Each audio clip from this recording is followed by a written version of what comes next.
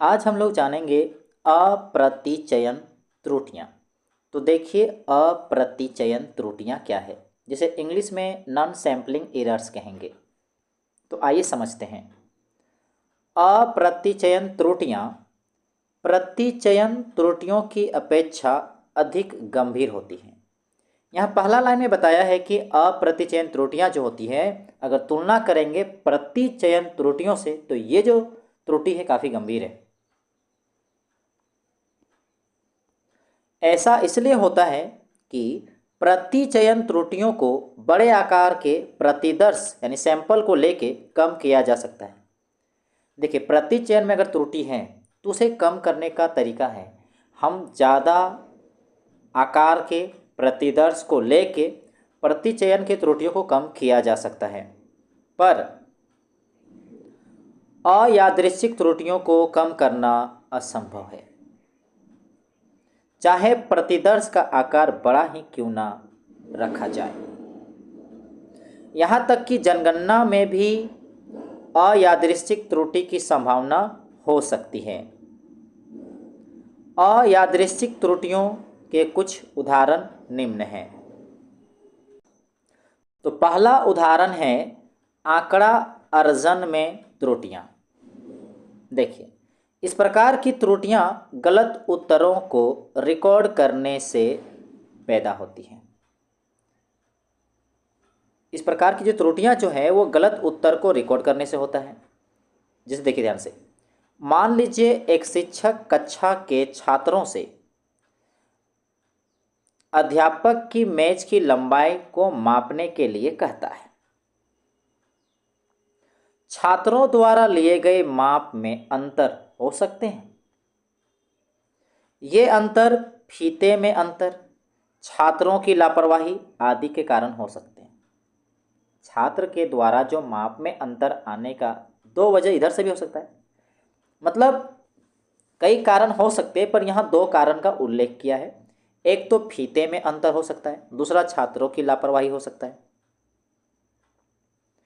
इसी प्रकार मान लें कि हम संतरों की कीमत के बारे में आंकड़े एकत्र करना चाहते हैं। मान लेते हैं कि हम संतरों की कीमत के बारे में आंकड़े एकत्र करना चाहते हैं। हम जानते हैं कि अलग अलग दुकानों में तथा अलग अलग बाजारों में संतरों की कीमत भिन्न भिन्न हो सकती है। इसके साथ ही गुणवत्ता के आधार पर भी मूल्यों में अंतर हो सकता है। अच्छी क्वालिटी का है तो ज़्यादा दाम होगा, थोड़ा घटिया सामान है तो मूल्य कम होगा। तो ये गुणवत्ता के आधार पर भी मूल्य में अंतर हो सकता है, और अलग अलग दुकान का अलग अलग होगा, अलग अलग बाज़ार में अलग अलग होगा।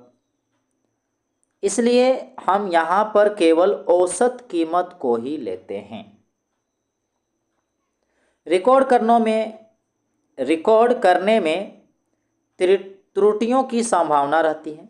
बिल्कुल, जब भी रिकॉर्ड किया जाता है तो उसमें त्रुटि की संभावना बनी रहती है। जब सर्वेक्षक या उत्तरदाता गलत आंकड़े रिकॉर्ड करता है, जब सर्वेक्षक या उत्तरदाता गलत आंकड़े रिकॉर्ड करता है या लिखता है तो त्रुटि तो आएगा ही। रिकॉर्ड करने में त्रुटि की संभावना ही रहती है, क्योंकि सर्वेक्षक गलत लिखा, उत्तरदाता गलत आंकड़े रिकॉर्ड करता है, तो ऐसे में त्रुटि की संभावना रहती है। उदाहरण के लिए 31 को गलती से 13 लिखा जा सकता है। अब दूसरी त्रुटि में बात करेंगे अनुत्तर संबंधी त्रुटियां। अनुत्तर संबंधी त्रुटियां जिसे इंग्लिश में नॉन रेस्पॉन्स एरर्स कहेंगे। अनुत्तर संबंधी त्रुटियों की संभावना तब होती है जब साक्षात्कारकर्ता प्रतिदर्श सूची में सूचीबद्ध उत्तरदाता से संपर्क नहीं स्थापित कर पाता है। देखिए, अनुत्तर संबंधी जो त्रुटि है ये संभावना उस समय होता है जब इंटरव्यूअर यानी कि साक्षात्कारकर्ता जो है वो कांटेक्ट नहीं कर पाता है, संपर्क स्थापित नहीं कर पाता है उन पर्सन से जो सैंपल के तौर पे जिसके लिस्ट में लिया गया है, प्रतिदर्श की सूची में जिन्हें लिया गया है, और उनके साथ साक्षात्कारकर्ता का संपर्क नहीं हो पाता है। या प्रतिदर्श सूची का कोई व्यक्ति उत्तर देने से मना कर देता है। सैंपल में जिन जिन व्यक्तियों को लिए गए हैं और अगर वो उत्तर देने से मना करता है तो उस समय इस प्रकार की त्रुटि उत्पन्न होती है। ऐसे मामलों में प्रतिदर्श प्रेक्षक को प्रतिनिधि प्रतिदर्श नहीं माना जा सकता है।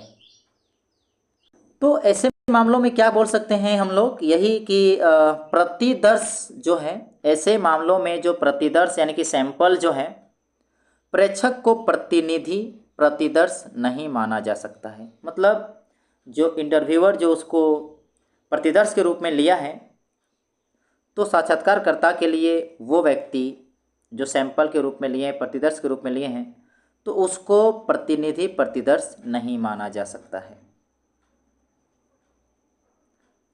अब हम लोग बात करेंगे तीसरे एरर पर, प्रतिदर्श अभिनति यानी कि पूर्वाग्रह। तो प्रतिदर्श अभिनति की संभावना तब होती है जब प्रतिचयन योजना ऐसी हो कि उसके अंतर्गत समष्टि से, मतलब व्यक्तियों के समूहों से कुछ ऐसे सदस्यों के सम्मिलित होने की संभावना नहीं है जिन्हें प्रतिदर्श में शामिल किया जाना चाहिए था। कुछ प्रतिदर्श को मान लेते हैं कि शामिल करना चाहिए था, किसमें, प्रतिदर्श के सूची में, किंतु कुछ ऐसा हुआ कि प्रतिचयन योजना में समष्टि से कुछ सदस्यों को सम्मिलित नहीं किया जा सकता है, अब संभावना नहीं है। तब ऐसी स्थिति में ये प्रतिदर्श अभिनति की संभावना बनती है। पुनः दोहराना चाहूँगा, प्रतिदर्श अभिनति की संभावना तब होती है जब प्रतिचयन योजना ऐसी हो कि उसके अंतर्गत समष्टि से कुछ ऐसे सदस्यों के सम्मिलित होने की संभावना नहीं है जिन्हें प्रतिदर्श में शामिल किया जाना चाहिए था।